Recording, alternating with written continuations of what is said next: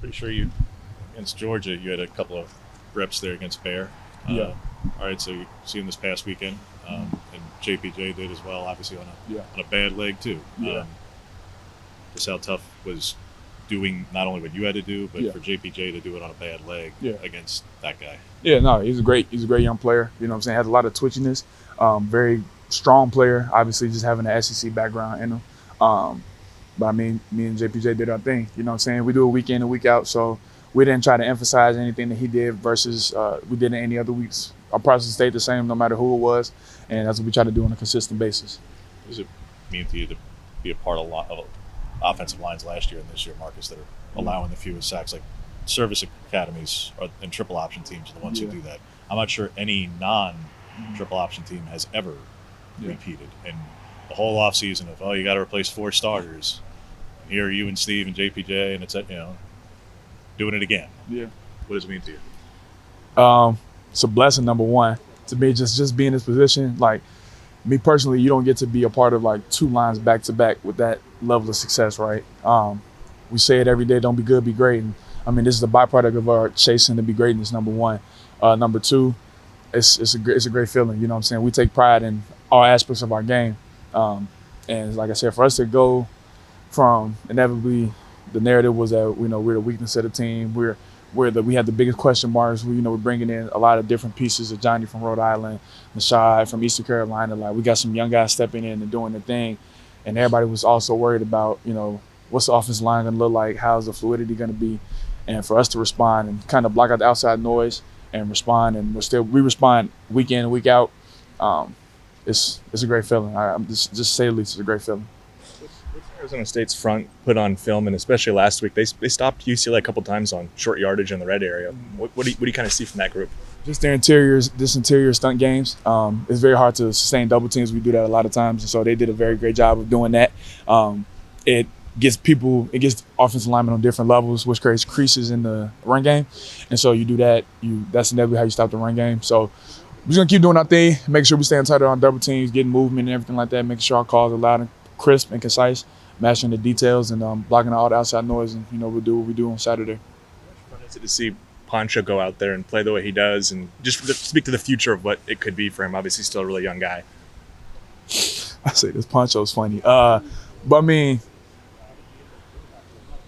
that's a very special guy. Like, it's almost speechless to see like production at that level from a freshman so young, especially on the interior. You know what I'm saying? Like, it's been back and forth between left and right guard for him. And the way he's gone in there and done his thing, and the play level it's been consistent and fluid. I mean, he's a great player, you know what I'm saying? And you look at the future of the O-line room, I mean, he's the core and the nucleus of that. I mean, you just said it, like, what this progress that we do, continue that. That man he's a great young man. He's a great player, very open to learning and listening to the older guys in the room, me, Steve, JPJ, even his older brother gets on him a lot about listening to us, you know what I'm saying? Just willing to be coached, and great energy guy in the room, like always coming in. You never see him down. You can tell he has a high standard set for himself. And I mean, you keep him in the room, and you keep more players like him in that room. It's a recipe for success. So, yeah. Was there like a wow moment when he first got here that you went, oh, okay? Because I'm not sure people expected him to make an impact quite as quickly as he has. Yeah, no, there was a couple of plays that he made during fall camp that we were like, okay, this kid can really, be a contributing factor in this line. Poncho! Come here. But yeah, this was just in his maturation, just as a young guy. Come here, real quick, please. What up?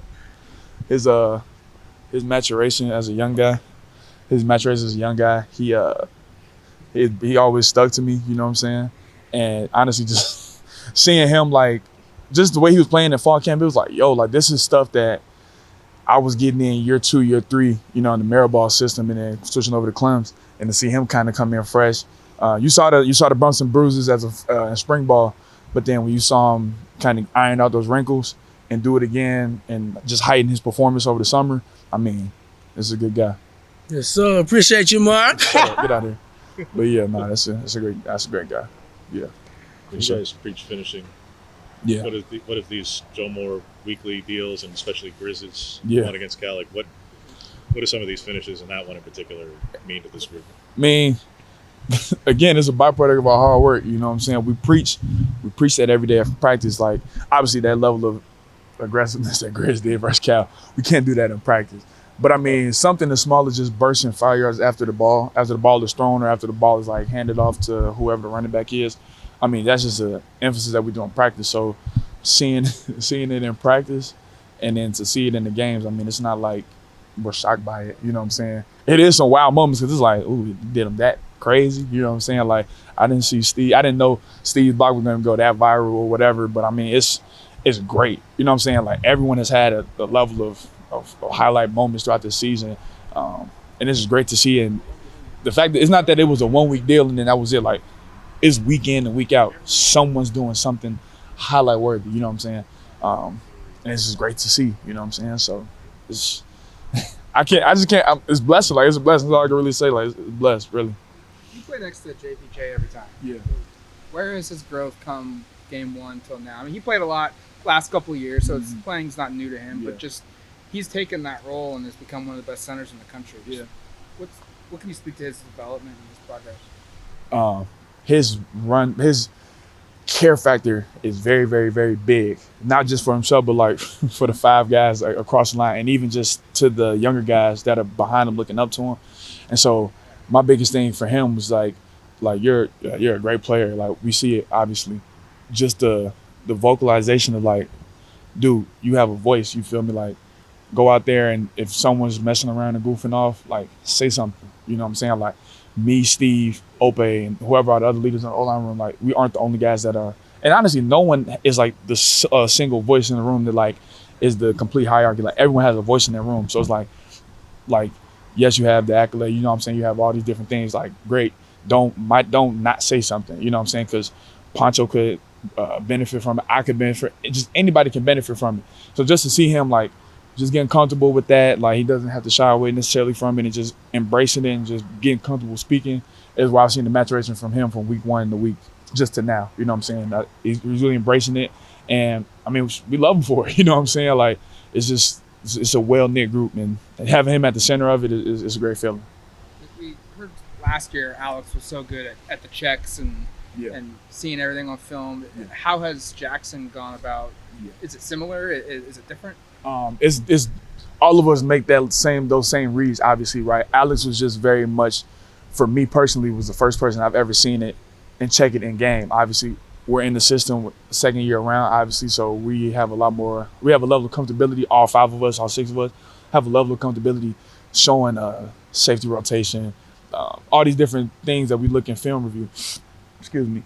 And so we're all comfortable making those same level of calls. So, and that's a product of foresight and his mentoring us when we were younger guys. So we could just keep carrying on that legacy of just high IQ O-line play here at Oregon.